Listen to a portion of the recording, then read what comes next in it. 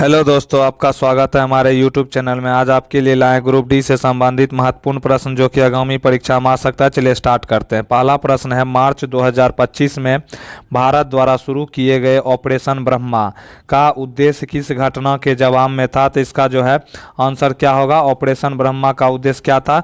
तो option A में है एक बड़े सैन्य अभ्यास के लिए, ऑप्शन बी है विनाशकारी भूकंप के बाद मानवीय सहायता देने के लिए, ऑप्शन सी है दक्षिण पूर्व एशियाई देशों के साथ व्यापार समझौता स्थापित करने के लिए, ऑप्शन डी है भारत म्यांमार सीमा पर आतंकवाद रोधी अभियान चलाने के लिए। तो इसका आंसर हो जाएगा ऑपरेशन ब्रह्मा मार्च 2025 में भारत द्वारा एक मानवीय मिशन के रूप में शुरू किया गया था ताकि विनाशकारी भूकंप के बाद म्यांमार की सहायता की जा सके। तो इसका आंसर जो है विनाशकारी भूकंप के बाद जो है मानवीय सहायता देने के लिए ऑपरेशन ब्रह्मा जो है यह चलाया गया था। नेक्स्ट क्वेश्चन आता है इसमें, नवंबर 2025 में आयोजित C40 वर्ल्ड मेयर समिट किस शहर में हुआ था? तो नवंबर 2025 में आयोजित C40 वर्ल्ड मेयर समिट जो है किस शहर में तो हुआ था? तो ऑप्शन है London, New York, Rio de Janeiro यानी ब्राज़ील में, बेलिम यानी ब्राज़ील में। तो इसका आंसर होगा 3 से 5 नवंबर 2025 तक C40 वर्ल्ड मेयर समिट जो है रियो डी जेनेरियो यानी ब्राज़ील में हुआ था। यह जो है C40 एक जो है त्रिवार्षिक यानी कि ट्राई एनियल जो है सम्मेलन था। तो इसका answer Rio de Janeiro Brazil जो है इस क्वेश्चन का आंसर ऑप्शन सी जो है यह हो जाएगा।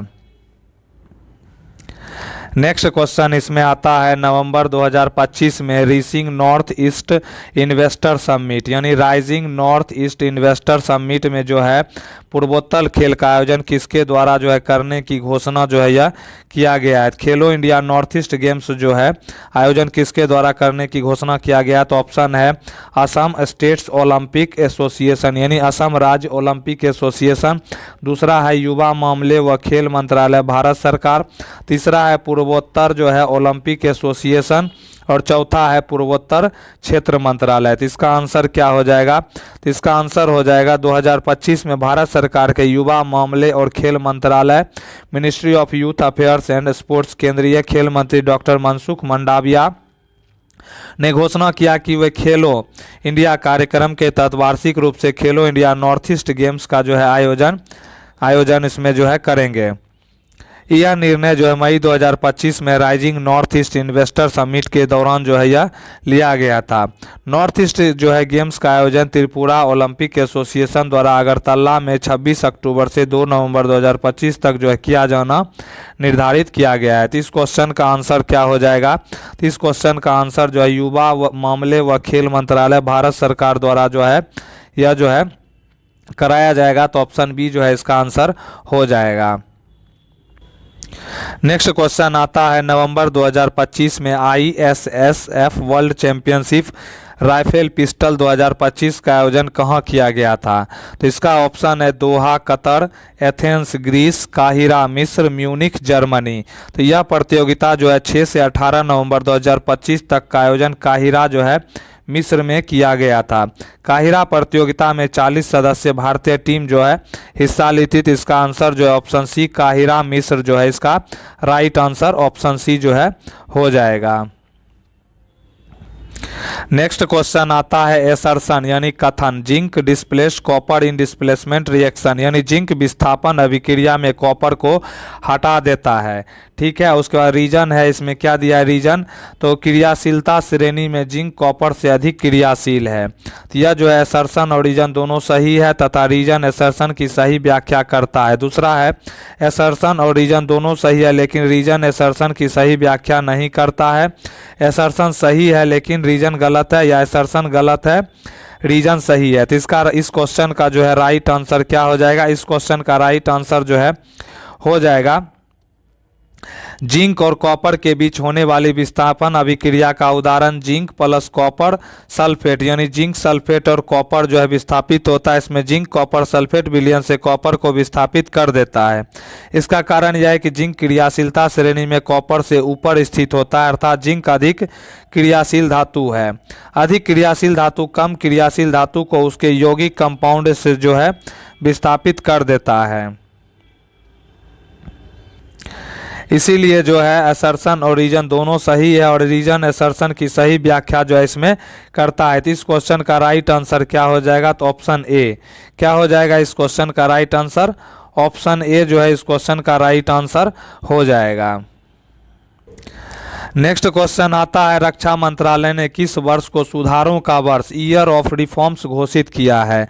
तो रक्षा मंत्रालय के द्वारा जो है एक वर्ष को सुधारों का वर्ष कहा गया, उसको उस वर्ष है ऑप्शन में वर्ष 2023, 2024, 2025 और 2026, ये 4 वर्ष दिए गए हैं।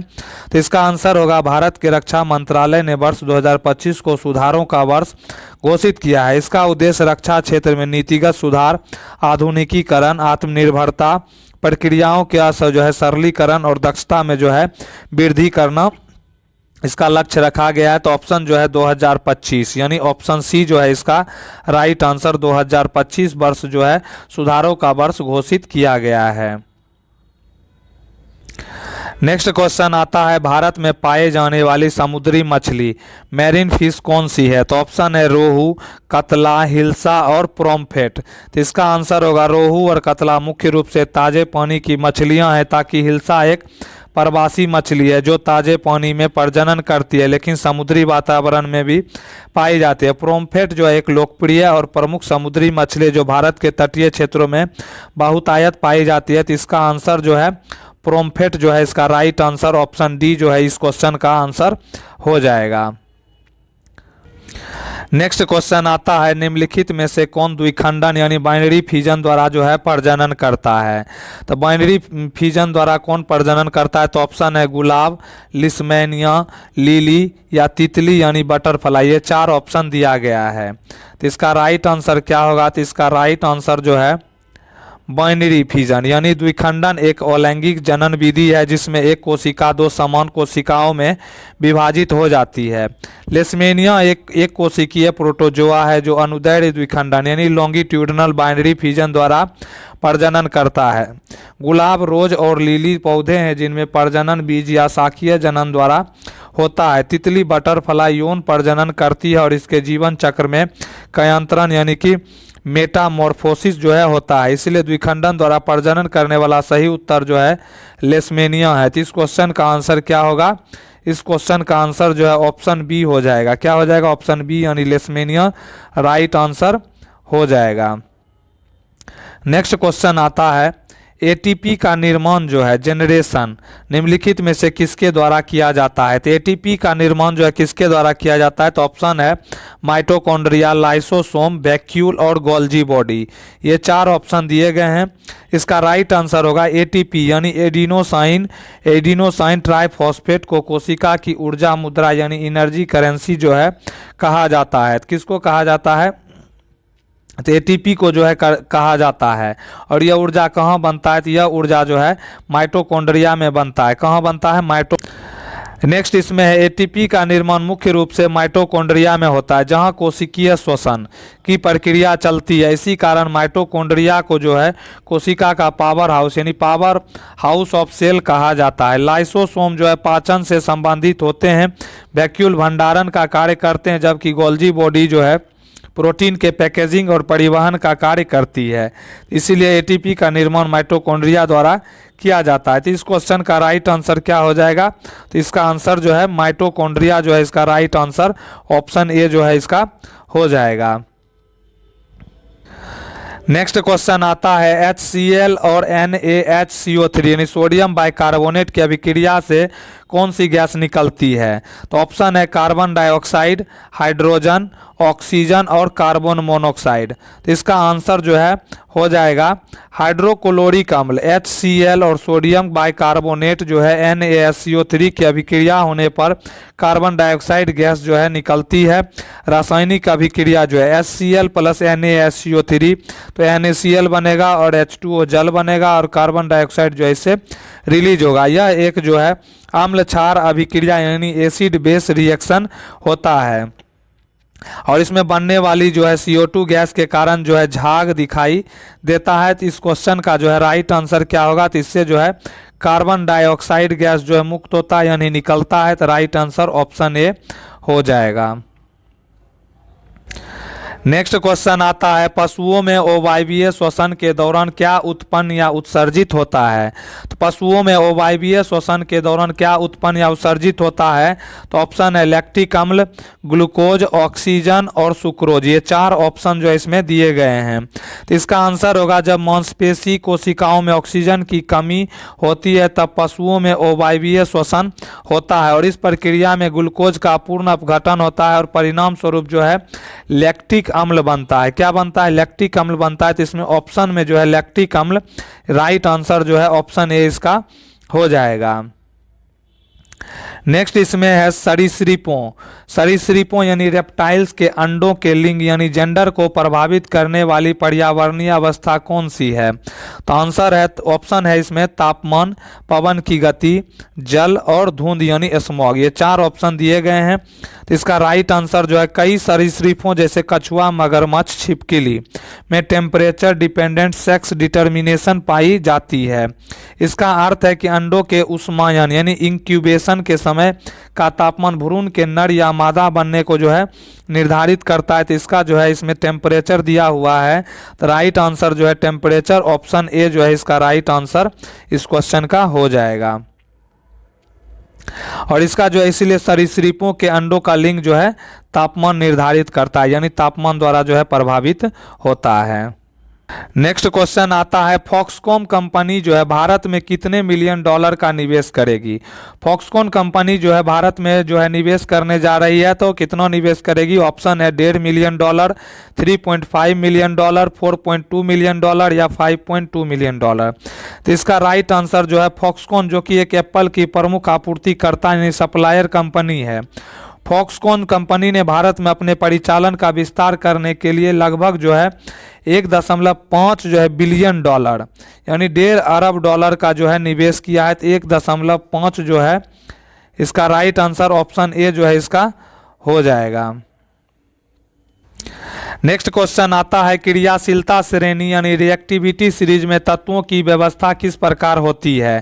तो क्रियाशीलता श्रेणी में तत्वों की व्यवस्था, ऑप्शन है क्रियाशीलता के घटते क्रम, क्रियाशीलता के बढ़ते क्रम, पहले बढ़ते फिर घटते क्रम, पहले घटते फिर बढ़ते क्रम। ये चार ऑप्शन जो इसमें दिया गया है। तो इसका राइट आंसर जो होगा, क्रियाशीलता श्रेणी में धातुओं को उनकी रासायनिक क्रियाशीलता के आधार पर जो है व्यवस्थित किया जाता है। इस श्रेणी के शीर्ष पर रखी धातुएं जैसे पोटेशियम, सोडियम, कैल्शियम सबसे अधिक क्रियाशील जो है माना जाता है और इसमें जो है नीचे की ओर रखी धातुएं जैसे कॉपर, सिल्वर, गोल्ड सबसे कम क्रियाशील होती है। इसीलिए रिएक्टिविटी सीरीज में धातुओं को अधिक से कम क्रियाशील यानी हाई टू लो यानी घटते क्रम में रखा जाता है। तो इसका सही उत्तर क्रियाशीलता के घटते क्रम में इसका राइट आंसर होगा। तो इसका जो है ऑप्शन क्या हो जाएगा? क्रियाशीलता के घटते क्रम में जो है इसका राइट आंसर यानी ऑप्शन ए जो है इसका राइट आंसर हो जाएगा। नेक्स्ट इसमें आता है, कार्बन 13 समस्थानिक का भार कितना होता है? कार्बन 13 समस्थानिक का यानी आइसोटोप्स का भार कितना होता है? तो ऑप्शन है 12 AMU, 13 AMU, 14 AMU या 15 AMU। तो राइट आंसर होगा समस्थानिक यानी आइसोटोप्स वे परमाणु होते हैं जिनकी परमाणु संख्या एटॉमिक नंबर समान होती है लेकिन द्रव्यमान संख्या मास नंबर अलग अलग जो है होता है। कार्बन 13 में क्या होता है? कार्बन 13 में जो है इसमें जो है प्रोटॉन कितने होते हैं? तो प्रोटॉन जो है 6 होता है, न्यूट्रॉन जो है इसमें 7 होता है। द्रव्यमान संख्या जो है कितना होता है? तो 13 होता है। इसीलिए कार्बन 13 का परमाणु द्रव्यमान लगभग जो है 13 एटॉमिक मास यूनिट जो है होता है। तो इस क्वेश्चन का जो है राइट आंसर क्या हो जाएगा? तो राइट आंसर जो है option B 13 atomic mass unit हो जाएगा। तो ऑप्शन बी जो है इसका राइट आंसर होगा। नेक्स्ट क्वेश्चन इसमें आता है, पौधों में जो है लैंगिक प्रजनन यानी सेक्सुअल रिप्रोडक्शन क्यों करते हैं? पौधों में लैंगिक प्रजनन क्यों करते हैं? तो ऑप्शन है विविधता उत्पन्न करने और अनुकूलन क्षमता बढ़ाने के लिए, एक ही प्रकार के क्लोन बनाने के लिए, केवल जीवित रहने के लिए या जनसंख्या बढ़ाने के लिए। यानी 4 जो है इसमें ऑप्शन दिया गया है। तो इसका राइट आंसर होगा, इसमें जो है लैंगिक प्रजनन में 2 जनक यानी मेल एंड फीमेल गैमेट्स शामिल होते हैं, जिसके कारण जो है संतानों में आनुवंशिक विविधता जेनेटिक वेरिएशन जो है उत्पन्न होती है। यह विविधता जो है पौधों को पर्यावरणीय परिवर्तन जैसे जलवायु, रोग, कीट के अनुसार खुद को ढालने में मदद करती है। विविधता के कारण प्रजाति के दीर्घकालिक अस्तित्व यानी लॉन्ग टर्म सर्वाइवल की संभावना बढ़ जाती है। क्लोन बनना अलैंगिक प्रजनन का परिणाम है, न कि लैंगिक प्रजनन का। जनसंख्या बढ़ाना लैंगिक और अलैंगिक दोनों प्रजनन से संभव है, लेकिन लैंगिक प्रजनन का मुख्य उद्देश्य यह नहीं है। इसीलिए पौधों में लैंगिक प्रजनन का प्रमुख कारण विविधता उत्पन्न करना और अनुकूलन क्षमता को जो है बढ़ाना इसमें शामिल है। तो इसका राइट आंसर क्या होगा, इस क्वेश्चन का जो है राइट आंसर क्या होगा, तो इसमें जो है विविधता उत्पन्न करना और जो है अनुकूलन क्षमता को बढ़ाना, यानी ऑप्शन ए जो है इसका राइट आंसर जो है हो जाएगा। क्या होगा, तो ए आंसर होगा अनुकूलन क्षमता बढ़ाना और विविधता उत्पन्न करना। नेक्स्ट क्वेश्चन आता है SC/ST अमेंडमेंट बिल 2022 किस राज्य से संबंधित है। तो SC/ST अमेंडमेंट बिल 2022 किस राज्य से संबंधित है। ऑप्शन है पंजाब, तमिलनाडु, आंध्र प्रदेश और हिमाचल प्रदेश। ये 4 राज्य के ऑप्शन दिए गए हैं। तो इसका राष्ट्र जो है आंसर होगा SC/ST अमेंडमेंट बिल 2022 का संबंध जो है तमिलनाडु राज्य से संबंधित है। इसमें आगे जो बताया गया है कि यह विधेयक जो है तमिलनाडु में अनुसूचित जाति SC और अनुसूचित जनजाति ST से संबंधित आरक्षण और उनसे जुड़ी संवैधानिक व्यवस्थाओं को जारी रखने स्पष्ट करने के लिए लाया गया था। इस अमेंडमेंट बिल के माध्यम से तमिलनाडु के आंतरिक आरक्षण और सामाजिक न्याय नीति को कानूनी समर्थन जो है प्रदान किया गया है।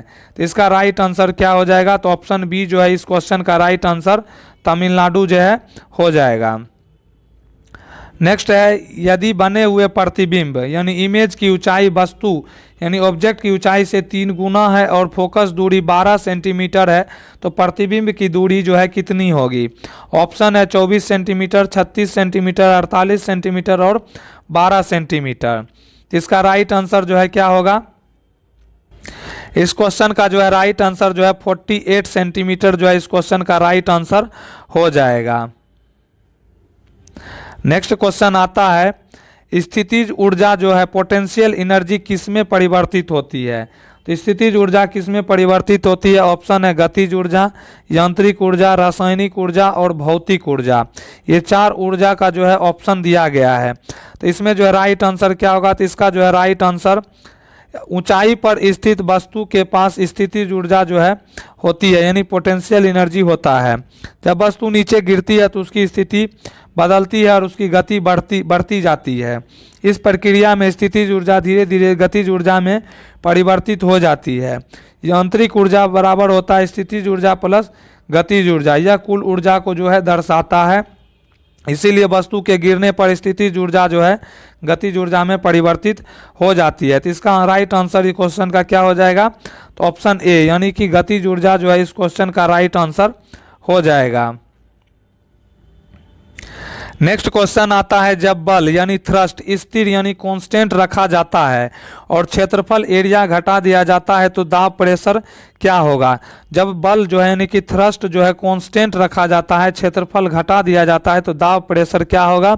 ऑप्शन है बढ़ेगा, घटेगा, स्थिर रहेगा और पहले बढ़ेगा फिर घटेगा। ये 4 प्रकार के ऑप्शन जो इसमें दिया गया है। तो इसका राइट आंसर जो है क्या होगा, तो इसका राइट आंसर जो है हम लोग देखेंगे तो दाब का फॉर्मूला होता है, दाब का सूत्र क्या होता है, फोर्स अपॉन एरिया होता है, यानी कि बल बटा जो है क्षेत्रफल होता है। क्या होता है, बल बटा क्षेत्रफल दाब का फॉर्मूला होता है।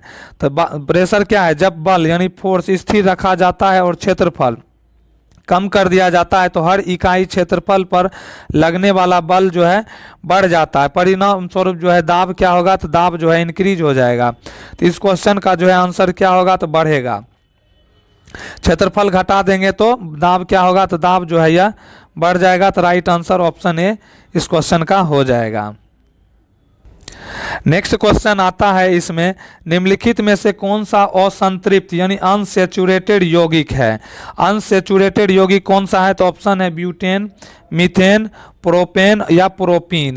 तो इसका आंसर होगा असंतृप्त यानी अनसेचुरेटेड यौगिक वे होते हैं जिनमें कार्बन परमाणुओं के बीच कम से कम एक दोहरा यानी डबल या तिहरा यानी ट्रिपल बॉन्ड जो है होता है। प्रोपीन एक एल्कीन है जिसका रासायनिक सूत्र जो है होता है और इसमें जो है कार्बन का जो है दोहरा आबंध होता है, इसे असंतृप्त जो है यह बनता है। तो क्या होगा, प्रोपीन जो है इसका राइट आंसर, यानी कि प्रोपीन का फॉर्मूला क्या होगा, तो CH जो है 3 और क्या हो जाएगा, फिर क्या हो जाएगा CH जो है हो जाएगा, फिर CH हो जाएगा, फिर जो है डबल बॉन्ड, फिर CH2 जो है इसमें हो जाएगा।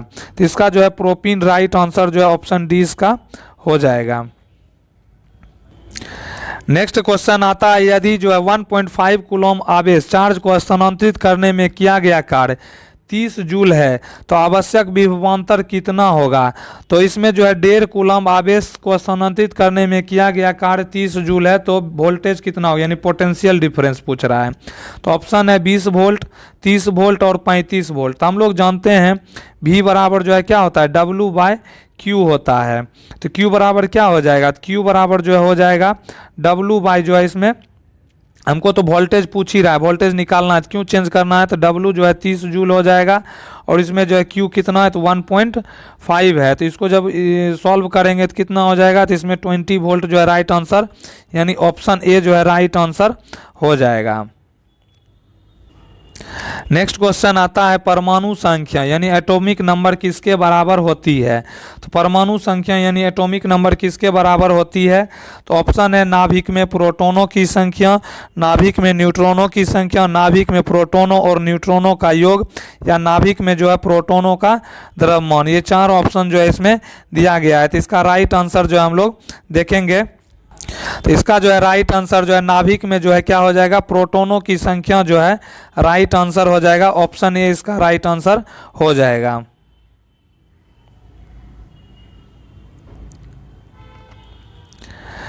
नेक्स्ट क्वेश्चन आता है इसमें, संयोजी ऊतक किस प्रकार बंधा रहता है।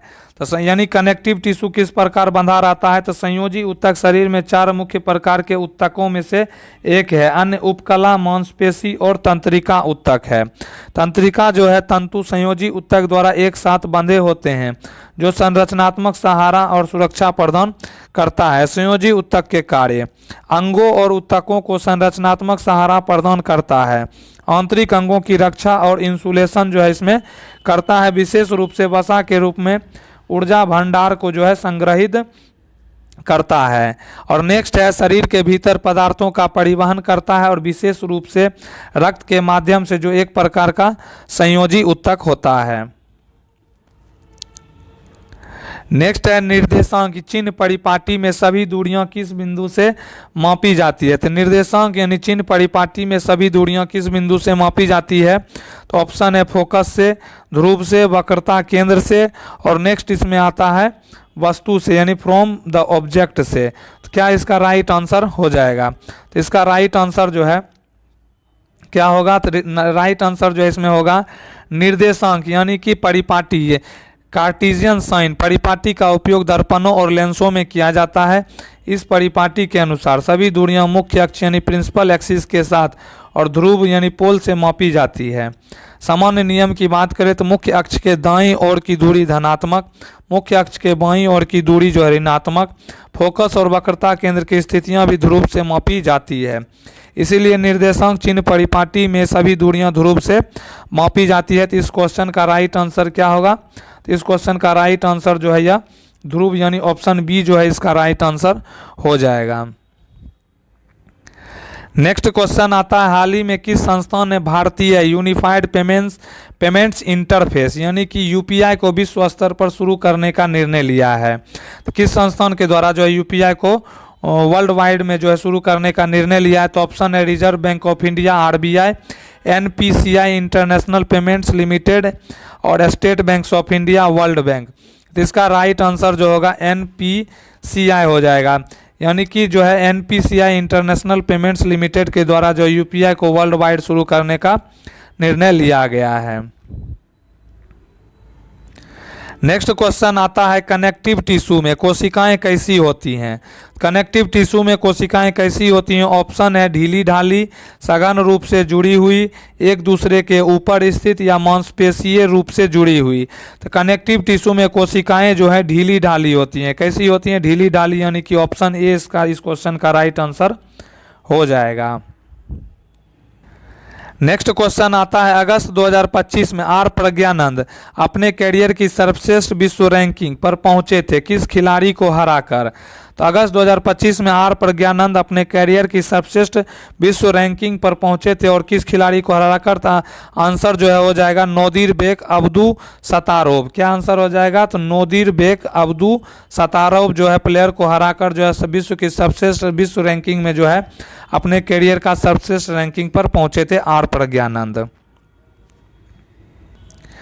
नेक्स्ट इसमें आता है एशियाई एथलेटिक्स चैंपियनशिप 2025 में भारत की महिला यानी 4x400 मीटर रिले टीम यानी जिस्ना मैथ्यू, रूपल चौधरी, कुंजा रजिथा और शुभा वेंकटेशन और मिश्रित 4x400 मीटर रिले टीम में संतोष कुमार, रूपल चौधरी, विशाल टीके और शुभा वेंकटेशन ने जो है स्वर्ण पदक जीता था। तो इस क्वेश्चन का राइट आंसर जो है यही हो जाएगा। आप लोग क्वेश्चन जो है देख लीजिएगा। तो दोस्तों नेक्स्ट क्वेश्चन आता है इसमें 2025 में भारत न्याय रिपोर्ट 2025 में शीर्ष टॉप राज्य जो है कौन सा रहा है। तो भारत न्याय रिपोर्ट 2025 में जो है टॉप राज्य कौन सा रहा है। तो ऑप्शन है कर्नाटका, आंध्र प्रदेश, वेस्ट बंगाल यानी पश्चिम बंगाल और ओडिशा। तो इसका जो है कर्नाटक के द्वारा जो है कुल स्कोर जो है 6.78 जो है इसमें स्कोर किया गया था। तो इस क्वेश्चन का राइट आंसर जो है कर्नाटका ऑप्शन ए जो है इसमें हो जाएगा। नेक्स्ट इसमें जो है दूसरे स्थान पर जो है आंध्र प्रदेश और तीसरे स्थान पर जो है इसमें तेलंगाना रहा था।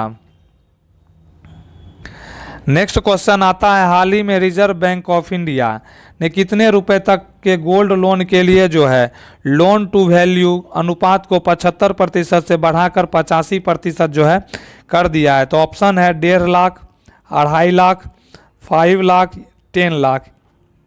ये जो है 4 ऑप्शन दिया गया है।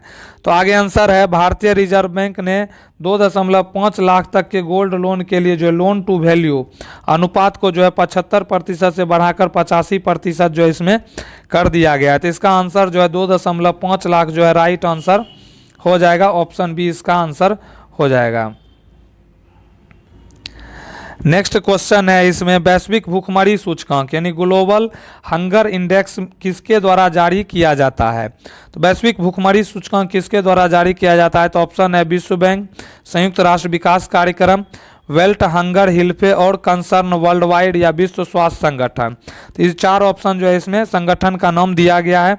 राइट आंसर जो है इसमें होगा वर्ल्ड हंगर इंडेक्स जो है रिपोर्ट कंसर्न वर्ल्ड वाइड और जो है वेल्ट हंगर हिल्फ द्वारा संयुक्त रूप से जो है प्रकाशित की जाती है। 2025 के ग्लोबल हंगर इंडेक्स में भारत का स्थान 102वां रहा, जिसमें जो है 123 देशों में 25.8 का स्कोर था। इस स्कोर के कारण भारत जो है गंभीर सीरियस भूख की श्रेणी में जो है आता है। तो इसका राइट आंसर जो है वेल्ट हंगर हिल्फे और कंसर्न वर्ल्ड वाइड जो है ऑप्शन सी इसका राइट आंसर हो जाएगा। तो दोस्तों कैसा लगा वीडियो, प्लीज़ इसको जो है लाइक करें, कमेंट करें, ज़्यादा से ज़्यादा जो है शेयर करें। नए हैं तो चैनल को सब्सक्राइब करें। वीडियो देखने के लिए दिल से धन्यवाद।